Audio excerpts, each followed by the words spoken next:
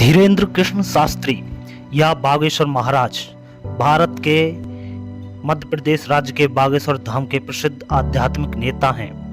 उनका जन्म 1996 में गढ़ा गांव में जन्मे शास्त्री ने अपने पिता एक पुजारी के मार्गदर्शन से रामायण और भगवत गीता जैसे धार्मिक ग्रंथों की शिक्षा प्राप्त की।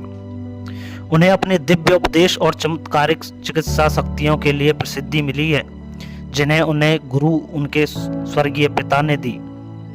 उनके अनुयायी उन्हें हनुमान जी का अवतार मानते हैं और अपनी समस्याओं के समाधान के लिए बागेश्वर धाम जाकर उनका आशीर्वाद और मार्गदर्शन लेते हैं। धीरेन्द्र कृष्ण शास्त्री एक प्रसिद्ध भारतीय पंडित और मध्य प्रदेश के छतरपुर जिले में स्थित प्रसिद्ध धार्मिक स्थल बागेश्वर धाम के प्रमुख हैं। शास्त्री का जन्म 4 जुलाई 1996 को मध्य प्रदेश के गढ़ा गांव में हुआ था।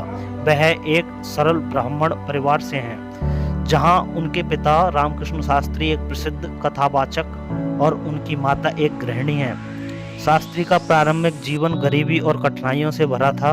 वह अपने परिवार के एक छोटे से कच्चे मकान में पले बड़े हैं।